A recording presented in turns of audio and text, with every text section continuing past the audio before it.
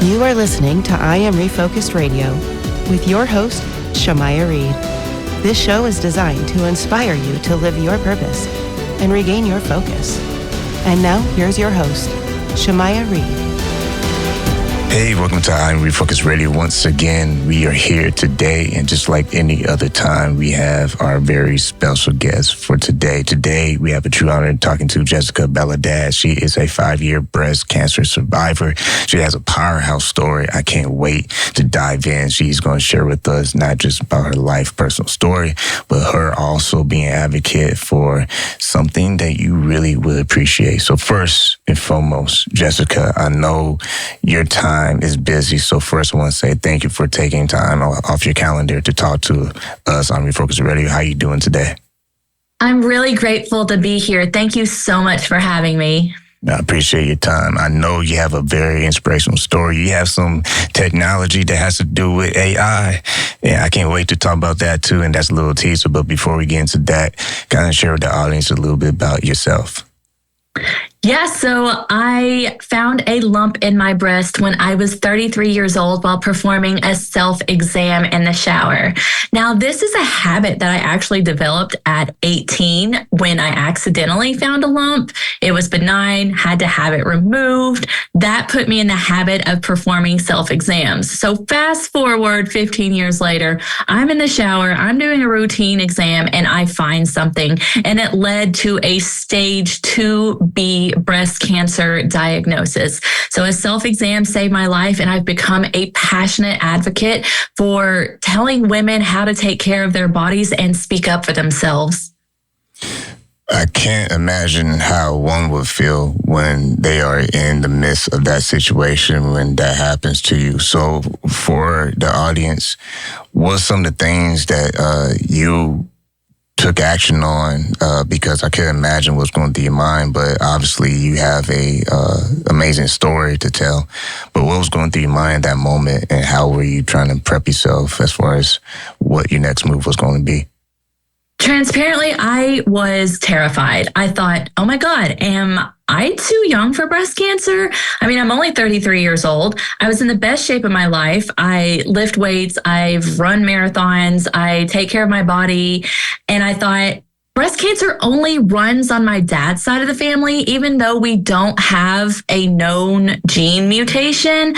14 women have been affected on my dad's side. But I thought, well, my mom's side doesn't have breast cancer. And I thought, okay, I'm 33, good shape, no breast cancer on my mom's side. Surely I'm fine.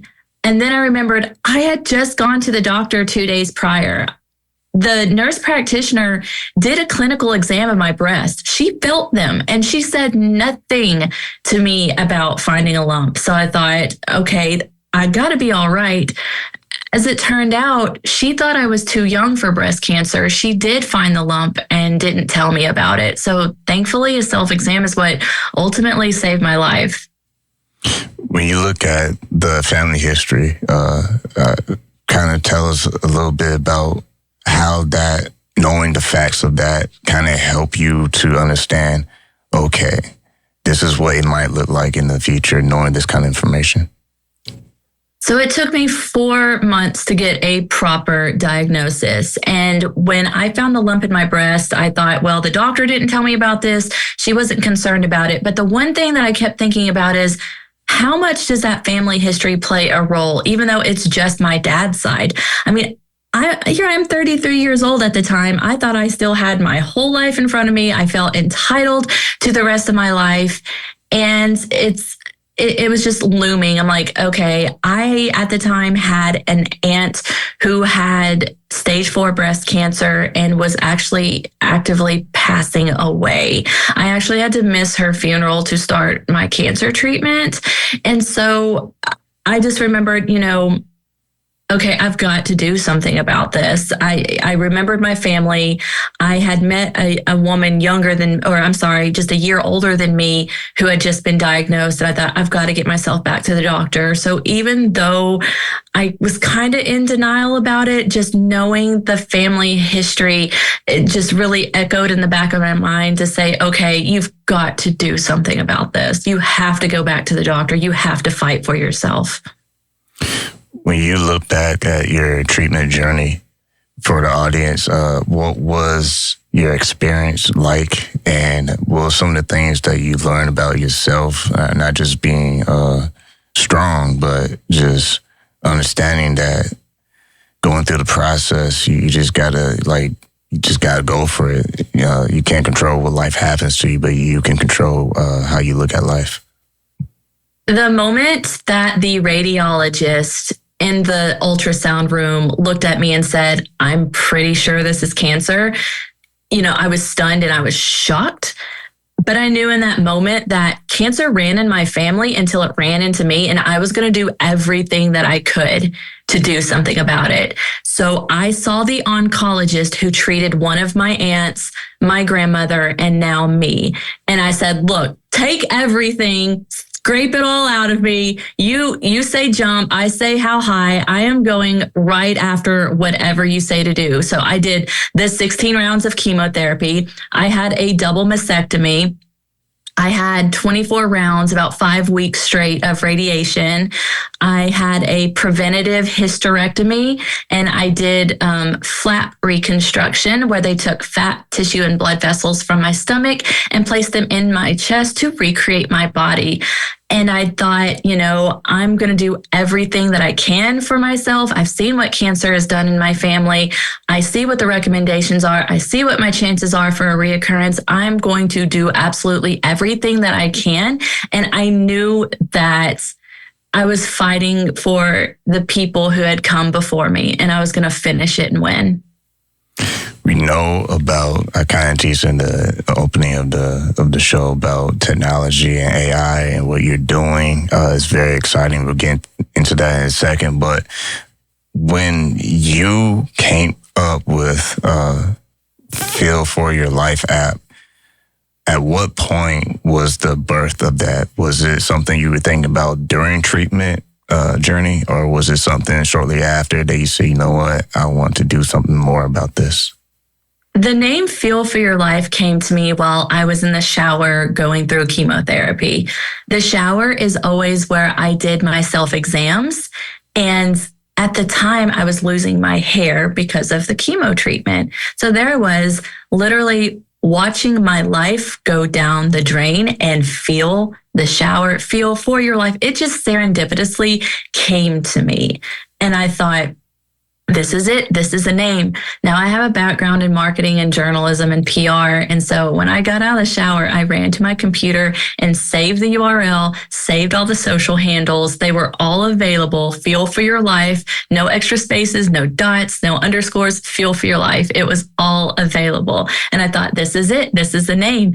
Feel for Your Life started as a social media project, and then it became an app during the pandemic, whenever I saw that women were missing their screenings and getting diagnosed at later stages. So I wanted to do something that took it a step further than social media. I wanted women to be in control of their health in a time that we didn't know what was going on. And I wanted them to feel confident about taking action. So I thought, we're all glued to our phones right now. I'm going to make Feel for Your Life in action. Because if you think about the name, the first word is a verb, feel. So you're doing something. And I just kept that in mind as I was creating the app. Listening to Refocus Radio, talking to our guest today, Jessica Baladad, and go to her app's website, feelforyourlife.com, and you can go read more about her and her project, her bio, and more information and resources that she has. You being an advocate, I mean, you or someone is a perfect connection to be a part of this movement, because not only have you been through this, but you have been able to use your story as a blanket of hope for women out there. So when you look at the journey you had to go through, when you look at the success of your platform and the tools you're giving to women in regards to health, I mean, how do you feel being able to have this powerful resource that is definitely going to enhance people's lives? Well, I never said when I grow up, I'm going to get breast cancer and create this app that's going to save thousands of lives all over the world. I realized that I was entrusted with this whether you say it's from God or the universe or whatever it is that you believe in. I'm a person of faith, so I feel like God put me on this journey for a reason. It didn't happen to me. It happened for me so that I could serve other people. And cancer had to happen so that Feel for Your Life could happen. And I'm just grateful for all of it that has transpired. Now, I wouldn't wish it on anyone. And yes, it sucked. And yes, I'm on the other side of it where I'm more optimistic about, outcomes and whatnot and how I'm doing in my life. But at the same time, I knew I was chosen for this, and I'm grateful for where it's brought me now. Let's think about, for a second, the healthcare that you receive when it comes to the visits, when it comes to talking to doctors. What's some of the things that you be able to learn now that you can advocate for this particular issue? Because now that you have the experience of dealing with, the medical, industry and dealing with treatment and doctors, what's some things that you learned that you can probably shed light to how patients can also advocate for their own care? One thing that I tell patients that I work with now is that when you're looking for a medical provider, a primary care physician, find someone who aligns with your goals and the outcomes that you want to achieve for your health. Find someone that you can relate to, that you're going to trust. And this probably sounds a little morbid, but I know that previously when I was going through my cancer diagnosis, my husband, who's a few years older than me, he had not gone to the doctor in years. He's just like, I never get sick. And here we are in our 30s thinking we're invincible and we don't have to think about it. But when I was helping him choose a primary care physician, I thought, okay, in the event that you may receive bad news, who can you see yourself getting that news from? When you're reading the bios and you're reading the reviews and you're looking at their credentials and you're looking at the things that interest you about them, who can you say, this person might be delivering me bad news? This is the person I want me to keep accountable to the goals that I have. And one thing I've learned is that doctors are also overwhelmed and they're not perfect and they're human. You have to have some sort of an understanding of the test that you're receiving. Know the basics about what the blood work is that's being looked at. Know the basics of the type of scan, why it's being offered, why you're undergoing this test, and what it tells you and what it won't tell you. So if you're getting a test, for example, for diabetes and you have just a complete blood count with just your glucose, maybe you need to ask about, hey, how do I get my A1C tested? Or how do I get my vitamin D tested? And what is included in this test? What is not included in this test? And just having just a basic understanding of what you need to know for yourself so you can have those mindful conversations with your medical provider. Let's get back to the Feel for Your Life, the app, and let us know what was the hardest part of this project, and now that it's available for women to appreciate and explore, also add some of the resources that it provides. There were two things that were particularly hard about creating the Feel for Your Life app. One is my mindset thinking, could I really do this? And right now, COVID had just happened and I thought, what is going to happen in the world? Either everything's going to come to an end or I'm going to be mildly successful with this. And by mildly successful, I thought my friends and family would golf clap for me and say, oh, that's so cute, Jessica. Good job. Look at what you did. Congratulations. You made this little app. Hee hee. So it was a mindset of getting over the hump of, can I do this? Can I not do this? That was one thing. Number two, I had to start all over. So I started working on the Feel for Your Life app in December of 2020. And February 2021, I had my reconstruction surgery. It was allowed at that time. And while I was recovering in the ICU for that standard procedure, I get an email that the place where I was keeping all my files, the server, all the information, their building caught fire and I had to start all over again. Wow. So everything I had taught myself to get to that point, I had to start all over again. And I haven't told a lot of people that. So you're one of the only people I've told. And everyone who's going to be listening to this is going to know now. But that was really difficult because I almost gave up at that point because I thought, this isn't in the cards. This isn't meant for me.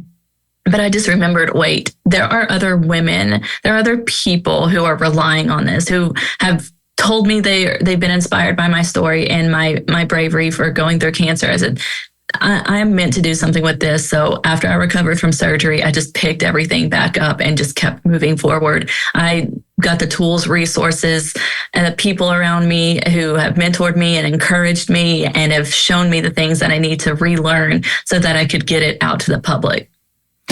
Man, I have to pump the brakes because when you said the building caught on fire, that's enough for some of us to say, you know what? Well, can't say I tried. I might have to hang up my hat on this project. I mean, wow. That I have to give you my golf clap right here because that's inspiring because you had every reason to say, you know what, maybe it was meant to do this ad. Maybe I'm just supposed to go golfing, but for you to press forward, I mean, I know there have been moments where you weren't smiling. You probably frustrated. So kind of share about that and how did you kind of get over that emotion to continue to press forward with this project?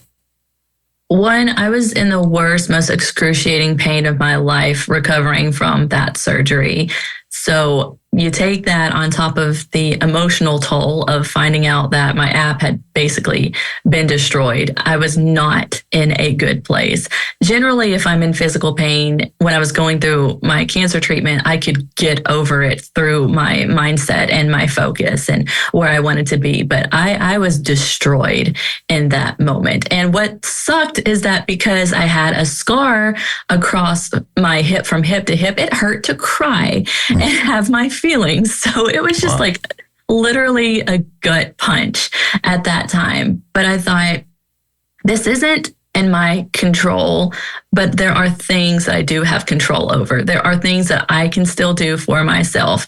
I didn't cause that fire. This was not a competency issue on my end. So what do I have in front of me and what direction do I need to go in from here? And I thought this is only temporary, just like cancer, just like losing my hair. I remember looking at my bald self and thinking I look like the love child of Britney Spears and Uncle Fester, but this is temporary. This is not forever. I am going to get my hair back. And I thought, if I could get my hair back, if I could get my body back, if I could get anything back that cancer tried to take from me, I'm going to move forward with this app and make sure that it does release and it does save lives. Wow. That's all I got to say. I got chills thinking about that. Wow. Once again, listening to UpWorthy Radio, talking to our guest today. Go to Jessica's website, feelforyourlife.com. And I'm telling you, I have it up right now. She has tons and tons of information and resources. You've been getting a lot of attention. How have you been able to manage the weight of success of getting all the attention now with your story?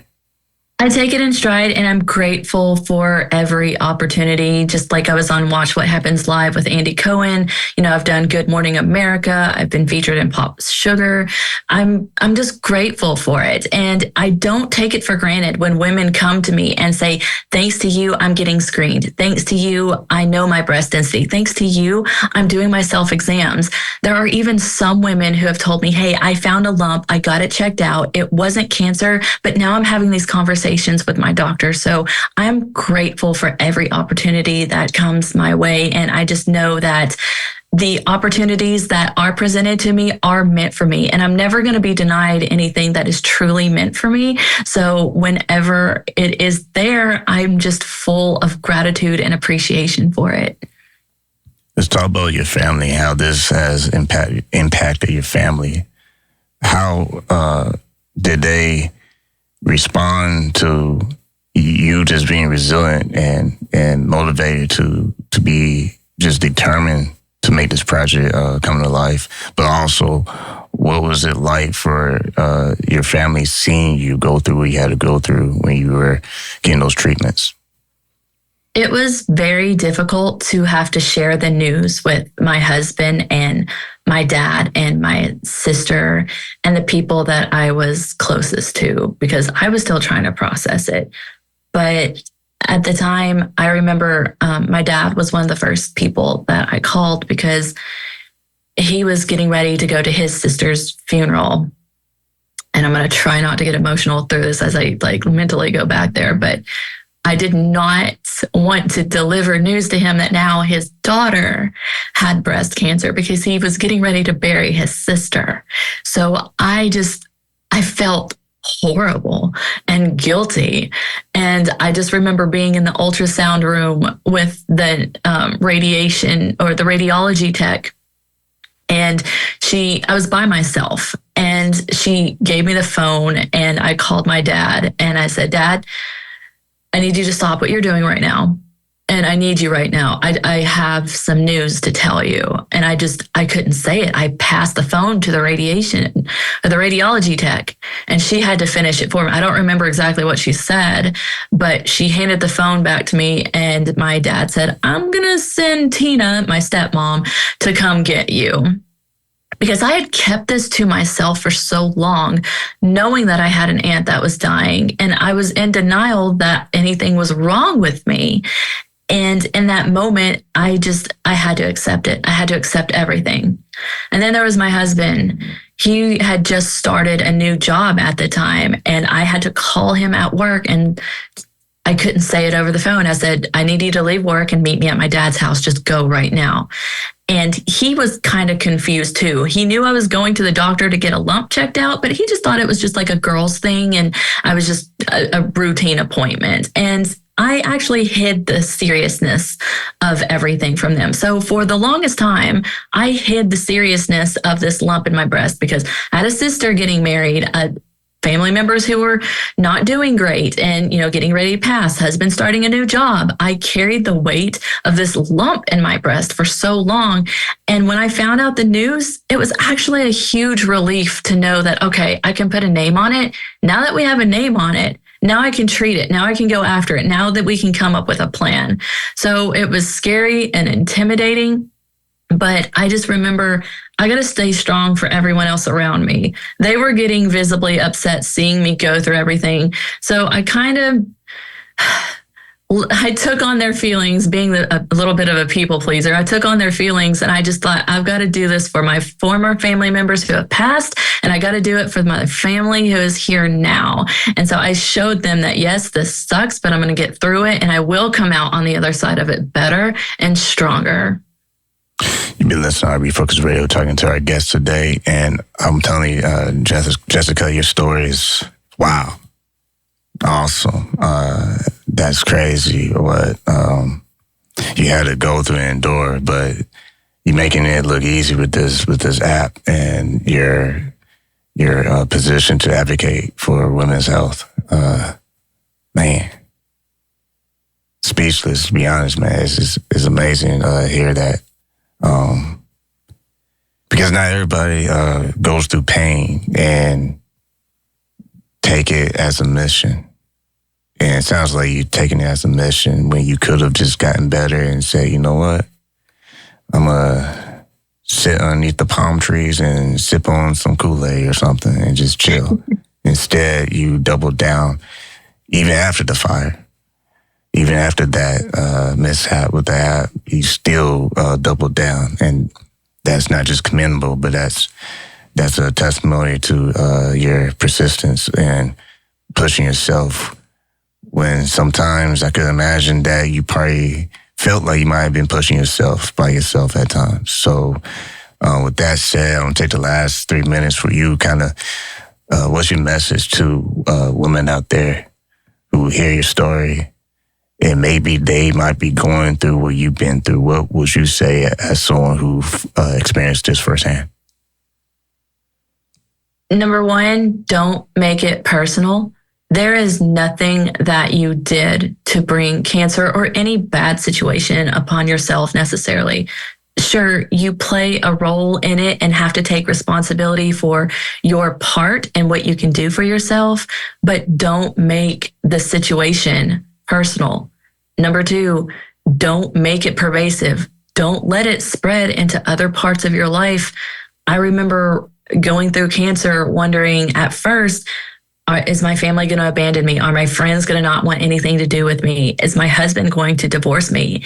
And I remember trying to push my husband away and told him even that he could cheat on me because he didn't sign up for this so soon in our marriage. And he just kind of, he looks at the medication that I'm taking and he's like, what are you on? Like, you're crazy. I'm not going to do that. And so don't make it pervasive. Whatever bad situation you're going through, whether it's cancer, a job loss, a career transition, something going on, don't let that badness be pervasive in other parts of your life. And number 3, don't let it get permanent. Where you are right now does not define you. It's going to build you to something better. Don't let it keep you stuck. Don't wallow in it. Where you are right now doesn't have to be where you leave things off. So don't let it become this permanent fixture in your mind.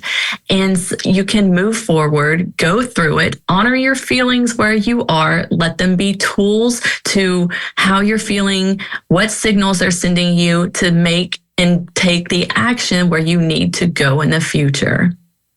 Man, if you were a basketball coach and a guy was 4 foot, he'd be dunking the ball, that's for sure. He would find a way to dunk the ball. So first and foremost, I've been talking to our guest today, Jessica Baladad. Go to her website, feelforyourlife.com. If someone wants to learn about more resources that you provide on your website, or possibly some maybe help sections or videos, how to use the app, what's the best way they can find out more about that stuff?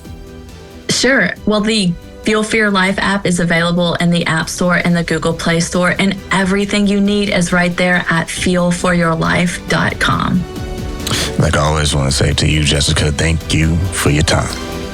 Thank you. I appreciate it.